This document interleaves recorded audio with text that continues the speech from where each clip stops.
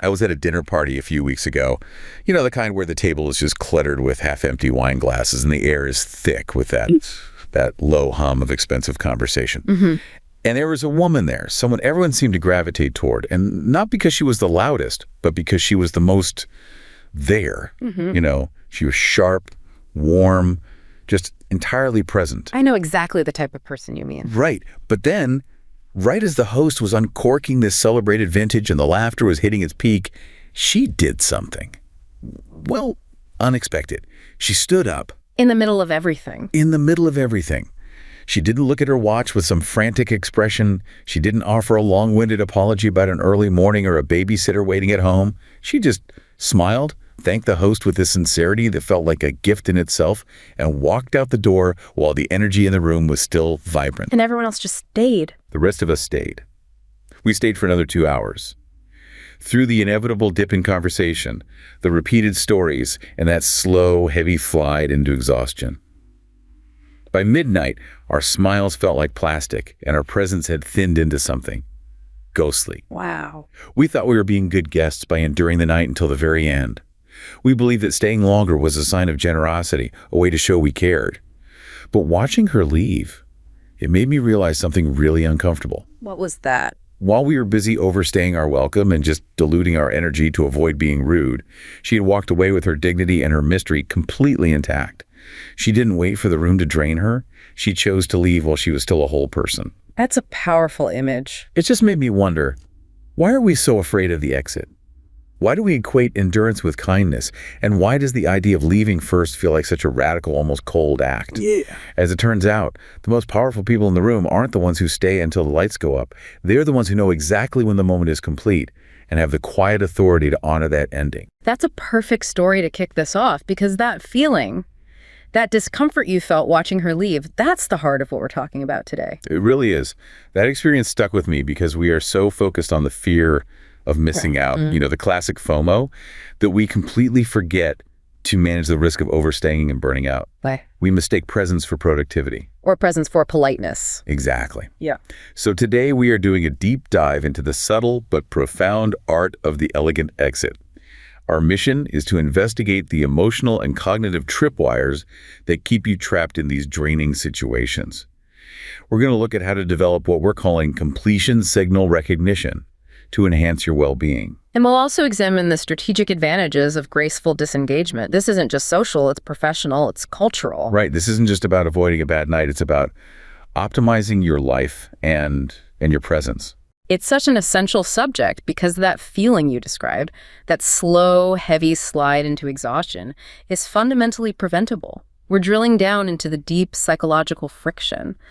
Why does leaving early feel so inherently wrong, even when every fiber of your being is saying, I'm done, I'm not bored, just complete? Yeah, that's it. Complete. It's a battle between your social conditioning and your cognitive health, isn't it? It is. So I think we need to start by understanding that friction.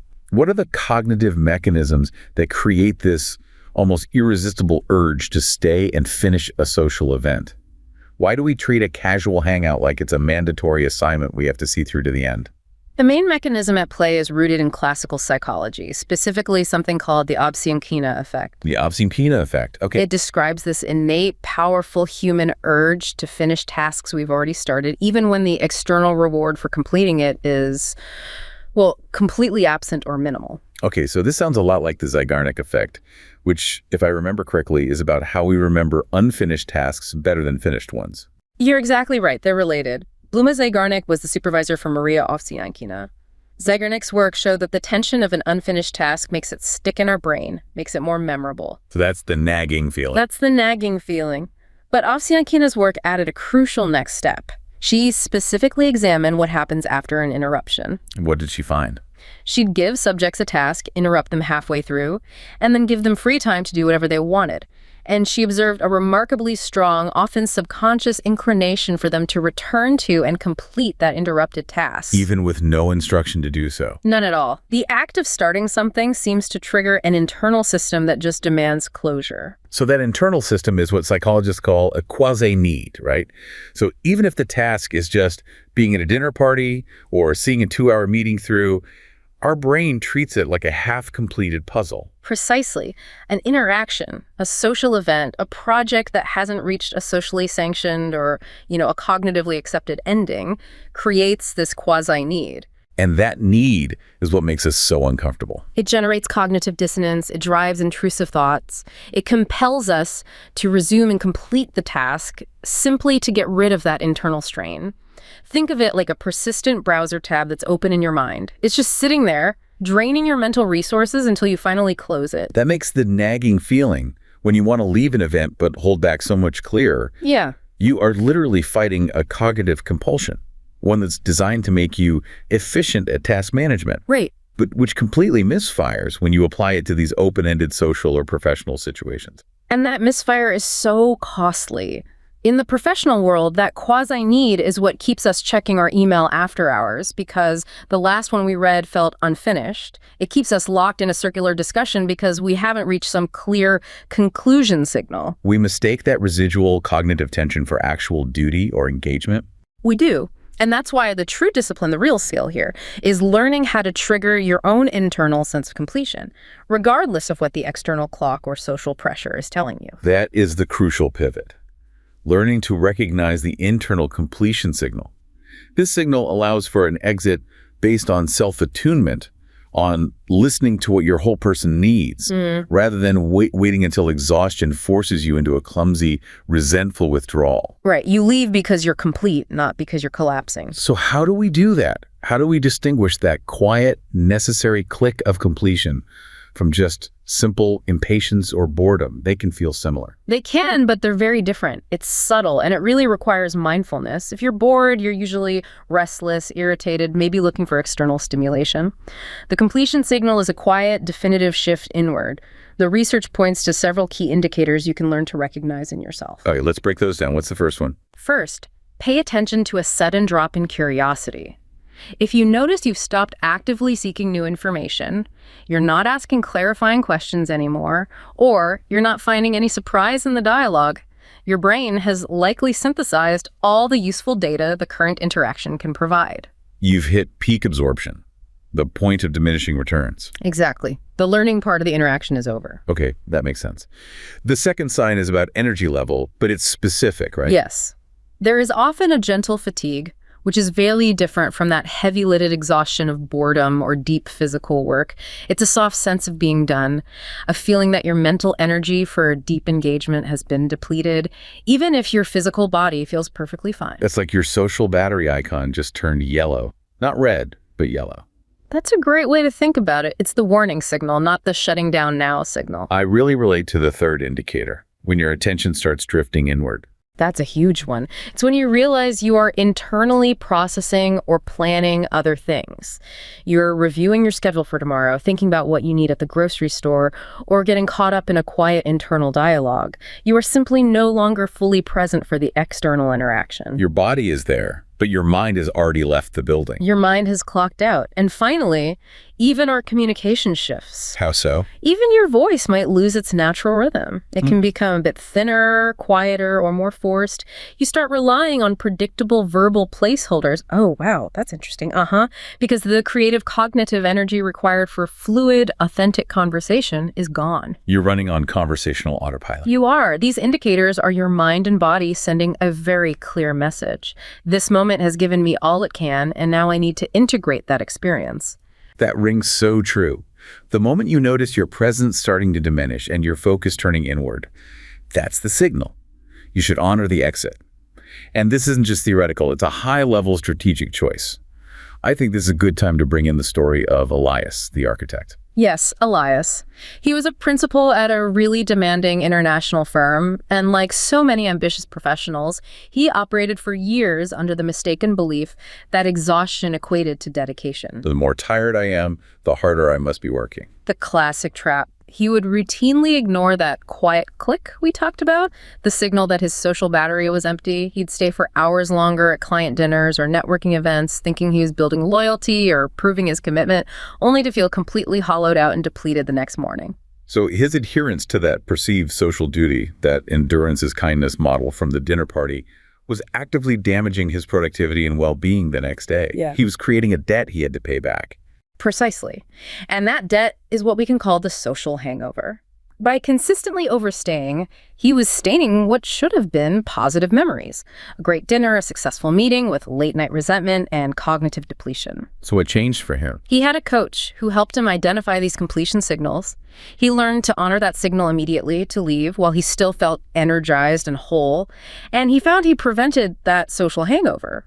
His thinking was sharper the next day, his mood was better, his creativity was higher. So the lesson from Elias is that leaving with grace preserves the positive memory of the event. Yes. And more importantly, it reserves your energy for the next day's critical work. It actually makes the subsequent day higher quality. Recognizing the stress and friction that these incomplete or overstretched social tasks introduce is absolutely essential for your mental well-being. And honoring completion is the strategic adult way to address it. It's about managing your cognitive output with the same diligence you manage your finances. That connection managing cognitive output, like a strategic resource, is what really makes this shift from a social etiquette problem to a powerful professional strategy. Because in the professional world, we so often conflate duration with value. We do. And that leads us right into the trap of presenteeism. It does. The toxic culture of presenteeism is defined by being physically present or available for work far beyond what is necessary to complete your tasks. It's a whole idea of being the last one to leave the office or staying on the video call just to signal commitment. You're substituting motion for actual progress or contribution. And the organization pays for it in fatigue and inefficiency, even if they don't see it on a timesheet. The high cost of presenteeism is often invisible.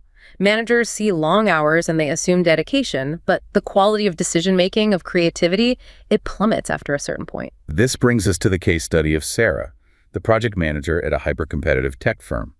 Her entire environment sounds like it was defined by this toxic pressure. It was. Her response was a genuine disruption. Sarah recognized that her team was suffering from meeting fatigue and decision burnout. She consciously shifted her team's metrics away from time spent and towards objectives met. She decided to treat conscious disengagement not as a failure of duty, but as a strategic organizational tool. That is radical. In a highly competitive environment, the impulse is to always show more effort, stay longer. What did the implementation actually look like? Well, she started with meetings. If a meeting was scheduled for an hour, but the core objective, say, finalizing a budget or signing off on a design, was met in 40 minutes, she ended it immediately. She didn't fill the time. No. She wouldn't fill the remaining 20 minutes with tangents or nice-to-have updates. She'd just say, we achieved the goal, we are complete, go use the next 20 minutes to transition smoothly to your next task. I can just imagine the initial tension that would cause. I mean, wouldn't that perceived radicalness lead to suspicion or fear from upper management, or even from our own team members who were used to looking busy? That was absolutely her biggest challenge. She had to mitigate it by linking the strategy directly to performance data. She tracked error rates, project timelines, decision quality. But crucially, she also encouraged team members to gracefully exit long, unstructured activities, like all-day brainstorming sessions or those protracted Slack threads that go on forever. So how did she frame that for them? She framed it as a strategy for peak performance, she'd say. When you are done contributing your best ideas, step away. Your remaining time here is just diluting your energy for the next focused task. It's about quality of contribution, not quantity of time. So what was the measurable outcome when she flipped the script like that? The outcome was undeniably positive. They tracked decision-making quality, not just speed. And they found that the quality skyrocketed, error rates decreased, and team morale reached an all-time high. Wow. It was definitive proof that celebrating completion over duration is an investment in performance. It reduces that internal cognitive friction that causes burnout and ensures that people bring their best, most rested selves to every single interaction. This successful strategic disengagement, whether it's at the team level like Sarah's or the individual level like Elias's, it seems to rely heavily on strong, articulated workplace boundaries. If Sarah's team was able to do this, they must have had clear limits in place that allowed people to exit without fear of reprisal. They absolutely did. Workplace boundaries, as highlighted by research from Spring Health, are the necessary personal limits and rules employees set to protect their well-being, manage stress effectively, and maintain commitment to their professional role. They are not merely requests, they are core elements of a sustainable, successful organization. Okay, so let's break these down into the 4 essential types that have to be recognized and honored. I think we should start with the one that affects most people trying to unplug in the remote work era: time boundaries. Time boundaries are foundational. They define when you are available, when you are off the clock, how long a commitment will last. This means defining a hard stop to your workday, not working past a certain hour, and fully, truly unplugging during vacations. No, just checking in for an hour from the beach. Absolutely not. A strong time boundary also involves rigorously prioritizing tasks and having the confidence to say no to a new commitment, not because you're lazy, but because you are already at capacity. For example, if your time boundary is 6 p.m., it means declining a meeting invitation for 5:45 p.m. that will clearly run over. Or setting your email to only send automated out-of-office responses outside of your defined working hours. Exactly. And the cost of lacking these time boundaries is immediate burnout. You're constantly extending that quasi-need we talked about because the workday never truly ends. If you are always checking your phone just in case, you never allow your cognitive processing systems to properly shut down and reset, which leads to chronic stress. Okay, then you have the more subtle, yet I think profoundly draining, emotional boundaries. These seem like they'd be the hardest to enforce. They often are because they're invisible. They protect your mental and emotional reserves. Emotional boundaries are about limiting personal sharing with colleagues who might be unsupportive or, critically, releasing the expectation that you must manage or absorb the emotions of others. So this includes recognizing when a colleague is venting excessively or relying on you for what is essentially free therapy. It does. Enforcing this means politely redirecting the conversation back to professional matters or simply stating, I can't engage with this right now, I need to focus on this deadline. Yeah. The goal is to prevent yourself from becoming the office therapist or the organizational sponge that soaks up everyone else's anxiety. Because that severely drains your capacity for your own focused work. Completely.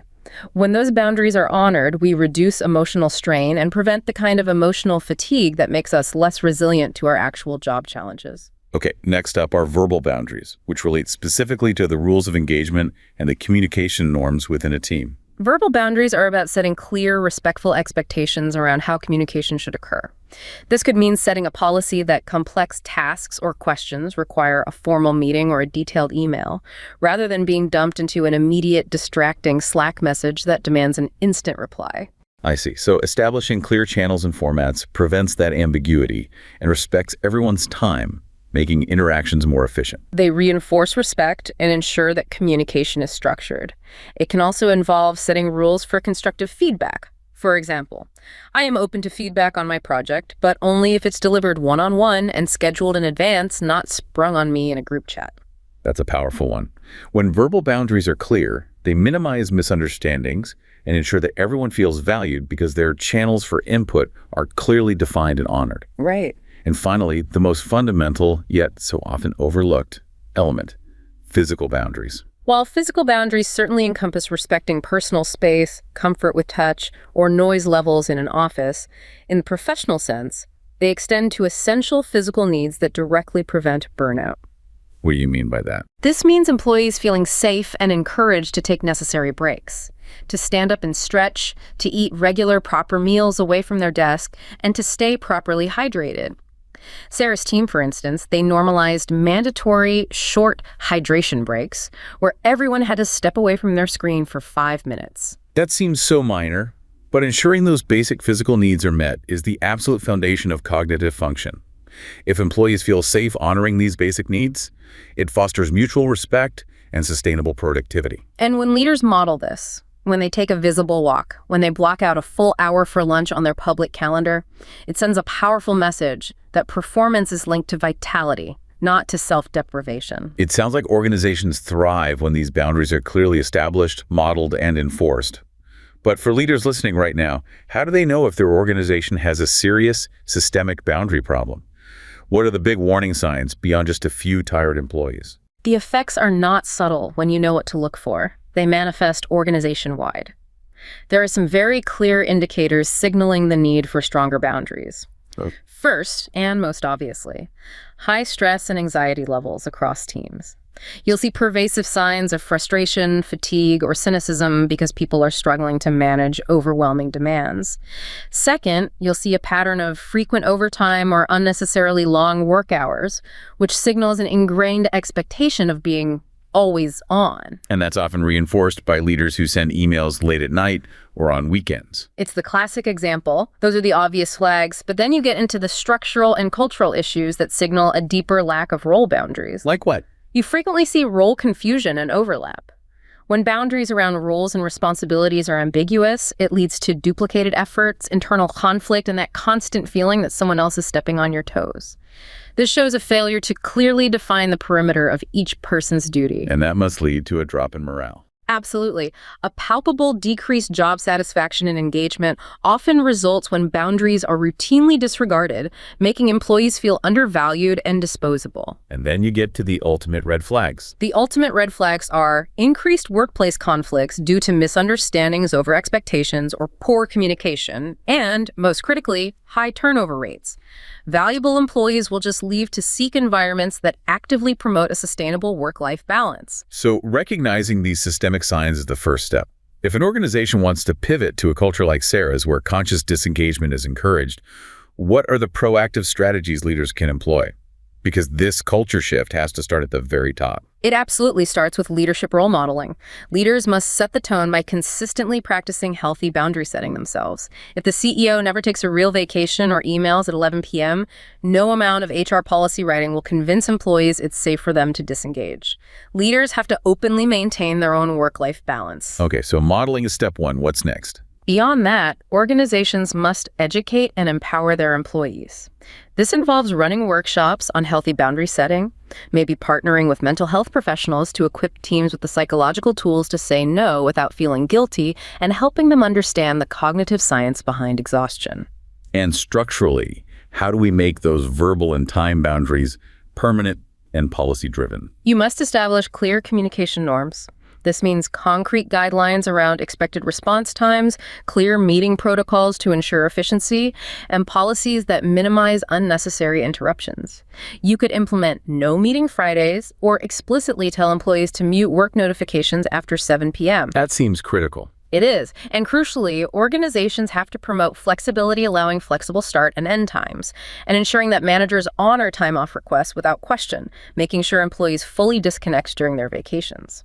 It's not a perk. It's a strategic investment in employee health and long-term organizational success. This idea of integrating work into a full life, rather than letting work consume your life, brings us back full circle to the social context, but viewed through a really critical cultural lens. My opening story highlighted that intense, almost moral pressure to stay and endure. That idea of equating endurance with kindness. That pressure isn't accidental. This is where we need to analyze the sociocultural script, particularly regarding who is expected to stay, overstay, and overgive. That feeling you described, the emotional tax of being the one who is expected to hold the room together, speaks directly to the experience of individuals who are culturally scripted into the role of the nurturer. That role, the heavy, unspoken obligation, is incredibly taxing because it assumes your time is infinitely elastic for the needs of others. Let's talk about the story of May. For May, leaving a social gathering early wasn't merely a logistical choice. She described it as navigating a moral battlefield. She felt this intense, heavy pressure, particularly as a woman, to be the essential nurturer. The one who instinctively offers to help clean up the dishes. The one who has to listen patiently to everyone's problems until the bitter end. The one who routinely overgives until sheer exhaustion hits. She felt a palpable sense of guilt if she asserted her own need for rest. The cultural script said that the good, kind, generous woman stays and serves. Yes. Her decision to leave, ignoring that classic guilt-tripping phrase of, "Oh, stay for one more tea, don't be rude," was a conscious act of reclaiming sovereignty over her own time and energy. It was a rejection of the idea that her time is inherently less valuable than other people's immediate comfort. This pressure to overgive has to have deep, traceable roots in sociology and economics. It does. And it leads us directly to the concept of the double burden, which was widely popularized by Arlie Hochschild as the second shift.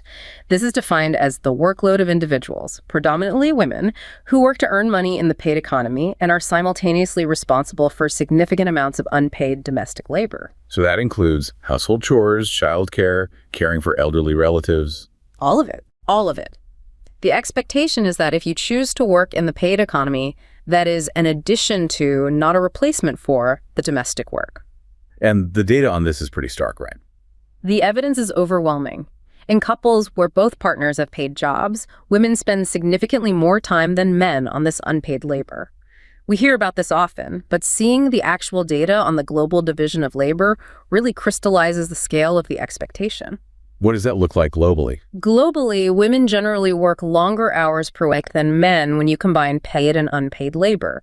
And this is regardless of whether they live in developed or developing nations. It's a universal pattern. Can you give us a specific example? Sure. Consider the data from Latin America. Mexican women who participate in the labor force spend roughly 33 hours per week performing household responsibilities. In stark contrast, their husbands contribute only about 6 hours per week. Wow, that's a gap of 27 hours a week. That's more than a part-time job. It's a huge disparity, and it highlights a profoundly unequal distribution of essential labor within the partnership. And if we look beyond Latin America, a similar division exists across many developed economies. In many industrialized nations, women dedicate roughly 2 to 3 times as many hours to unpaid household and care work compared to men. And this isn't just an issue of domestic fairness. It has severe, lifelong economic consequences. It creates a self-perpetuating economic constraint.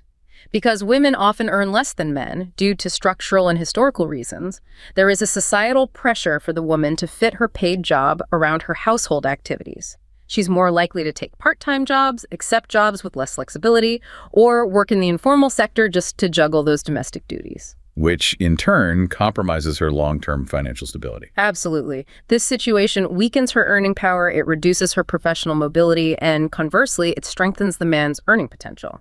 This often leads to an unequal distribution of financial power in the household. It's a system that penalizes the individual for trying to manage 2 full-time jobs. So the expectation of overgiving, in the home and socially, directly undermines power in the paid sector. This systemic issue leads us naturally into another critical, often invisible form of labor: emotional labor. Emotional labor, as defined by sociologist Arlie Hochschild, is the act of managing one's own emotions and the emotions of others to meet job or relationship expectations. It requires the capacity to manage and produce a feeling. Like managing your own frustration so you can maintain a warm, welcoming smile for a customer. Or managing your personal distress so you can reassure a family member. Hochschild initially applied this to the workplace, the required professional demeanor of a flight attendant or a customer service representative. But the concept has now expanded into the home and social sphere. Right, referring to the unpaid, invisible labor of managing the relational and emotional well-being of a household or a social group. That is the core expansion. When emotional labor is defined technically in the context of work, jobs requiring it are characterized by 3 factors. They need face-to-face or voice-to-voice contact. They require the worker to produce an emotional state in another person, like comfort or calm. And the employer exercises a degree of control over these emotional activities through training or monitoring. But the paradox is that when these traits are required outside of those specific monitored roles, particularly in female-dominated fields or the domestic sphere, they become invisible. Precisely. This is the core gender paradox. Work tasks that are deemed natural for women, like caring, empathizing, maintaining a harmonious environment, anticipating others' needs, are required in abundance in many female-dominated occupations, yet they are routinely excluded from formal job descriptions and compensation. So the work becomes fundamentally invisible and uncompensated. Exactly. Women in these positions are often not compensated for this additional labor because of the pervasive implicit notion that emotional management is simply to be expected of them by the fact of being a woman. It's internalized as an innate skill, not as effortful, draining labor. So the cultural script of overgiving isn't just about making us feel tired. It is designed to keep essential relational labor free. May's decision to leave guilt-free is not just about personal rest. It's an act of self-respect that challenges these profound, deep-seated cultural and economic expectations. It is about consciously rejecting the script that demands endurance as the highest sign of kindness, and instead choosing intentionality and honoring your own finite resource pool. So if the previous sections focused on preventing the negative consequences of overstaying, like burnout, friction, and systemic inequality, this next step is about actively leveraging this practice of disengagement to achieve something profoundly positive: flourishing. Flourishing is the ultimate goal. It moves far beyond merely coping or surviving. We define flourishing as an individual's overall well-being and optimal functioning across multiple life domains. It's an active state. It's not just the absence of negatives, it's the presence of positives. Exactly. It involves the presence of positive emotions, deep engagement in meaningful activities, and a strong sense of accomplishment and success. It is about striving for optimal functioning, not just avoiding catastrophe. To understand how to achieve this, we could look at a fascinating study that focused on women academics during a period of immense collective adversity, a time when boundaries were completely erased. Their strategies for flourishing relate directly to deliberate boundary setting and conscious disengagement. What were their key tactics? Their strategies coalesced around 3 core narratives, all of which involved conscious choices about how and where to spend their precious time and energy. The first was establishing a radical new life balance. And this was far more complex than just managing work versus childcare, I take it. Oh, absolutely. The core insight was achieving greater agency and personal time over their schedules by actively and deliberately eliminating non-enriching activities. For many participants, the simple, forced act of cutting the daily commute, often an hour or 2 of draining, unproductive time, provided immediate and tangible flexibility. So removing the commute wasn't just about saving gas. It translated into practical life improvements. It created the space for positive choices. Having more time to cook healthy meals, consistently engaging in physical exercise, and spreading out household chores across the week instead of cramming them into a single hectic weekend. It allowed for mental space. And this flexibility allowed them to address the gendered nature of some of these activities, specifically the pressure of impression management. The quote from Emily in the study really captured that release. It was a powerful realization of cognitive savings. Emily, for example, consciously disengaged from the need to adhere to gendered notions of professional female beauty in the workplace. She reflected on no longer needing to worry about her work uniform, daily makeup application, and the physical constraints of high heels. She recognized these activities as a form of unpaid labor dedicated only to external validation. She did. And that isn't just about saving 5 minutes applying lipstick. It's about reducing the cognitive load of decision fatigue related to presentation. Emily saw this freedom as a significant source of mental and temporal bandwidth. She said she no longer had to find her work wardrobe or spend energy on this beauty labor, freeing up her cognitive energy for things she valued more, like her research. That's a huge saving. The second flourishing strategy is perhaps the most difficult to implement, but also the most rewarding. Refocusing relationships. The study called this the art of pruning. This is a crucial insight. Flourishing was linked not just to investing time in supportive new connections, but, crucially, to the benefit of disengaging from or significantly renegotiating relationships that were no longer meaningful, reciprocal, or fulfilling. So they actively invested their limited energy in relationships. They found truly valuable partners, family, supportive colleagues, but they also made hard choices to let go of relationships that were purely draining. Exactly. They let go of relationships that required constant, unreciprocated maintenance. This moves far beyond the common advice of coping with difficult people. This is intentional, strategic disengagement from the energy vampires in your life. It's radical because so much of the advice we get focuses on developing strategies to manage or buffer against de-energizing relationships. Right. This study highlights the profound active benefit of pulling back from or intentionally leaving relationships that were transactional, toxic, or no longer aligned with your personal values. The strategy of pruning provides a valuable insight into the central role of relationship maintenance, or lack thereof, in your overall well-being. By saying no to the demanding colleague or the high-maintenance friend, they gained emotional capital back. This shift in focus also extended to their core identity, which brings us to the third narrative, reimagining selves. The imposed shift to remote work created an unexpected opportunity for these women to redefine who they were outside of the constraints of their overloaded organizational identity.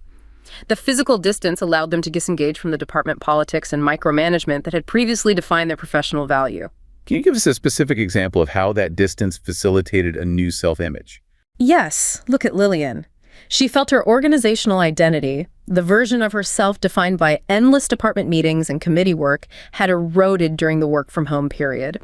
But she consciously saw this as a welcome disengagement from an overloaded work life. So she leaned into it. She did. She used the space created to carve out a new, stronger identity as an independent academic, focusing intensely on her research and teaching. She strengthened her professional self outside of the immediate departmental demands. So weakening her ties to the organizational structure actually strengthened her sense of professional purpose and individuality. That's completely counterintuitive to the traditional corporate ladder climbing mentality. It is, but it speaks to the power of deliberate focus. Another compelling example is Miriam. She found a greater organizational voice specifically because of the online meeting format. How did that work? In person, she often struggled to make her contributions heard in a dynamic group discussion, often being interrupted or talked over. But the structure and technical functionality of remote meetings, where typically only one person can speak at a time, empowered her.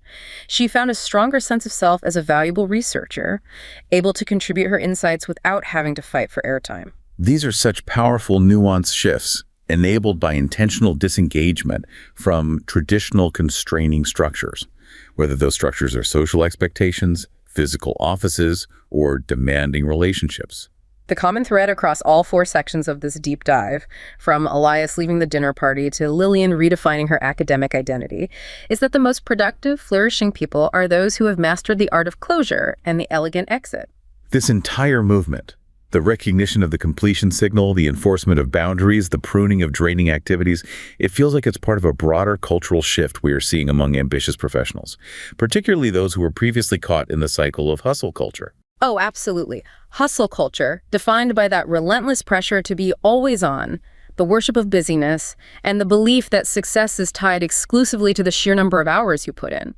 It has become utterly unsustainable. The pandemic really acted as a massive catalyst for that, didn't it? It did. It forced a wholesale reevaluation of our relationship with work when the lines between home and office blurred completely. The cost to mental and emotional health became visible and just too high to ignore. So if the old definition of professional success was endurance and busyness, what does this redefinition look like now? What are the new aspirational markers that top professionals are prioritizing? The new paradigm is centered entirely on intentionality and quality of life, not duration. It's really defined by 3 core markers that professionals are now prioritizing. Okay, what's the first? First, and perhaps most reflective of this entire conversation, is protecting peace. Success is no longer measured by how much pain, exhaustion, or enduring you can sustain. That endurance as kindness model is dead. The new measure is how effectively you can protect your mental health. Exactly. How effectively you can set firm boundaries and say no without guilt. This is a crucial shift because it moves mental health from a nice-to-have employee benefit to a core strategic priority for your life. The goal is 0 social hangover, 0 email checking after 8 p.m. What's the second marker? The second marker is purpose over paycheck. While a high salary and compensation remain essential, they are no longer the sole motivator. Professionals are increasingly seeking work that aligns authentically with their personal values and contributes to something they genuinely believe is meaningful beyond the company's immediate bottom line. If the job requires selling your soul or destroying your boundaries, the trade-off is often deemed too high. Precisely. And the third marker underpins this entire deep dive: flexibility, but viewed as an integration tool. Flexibility is key. Yes.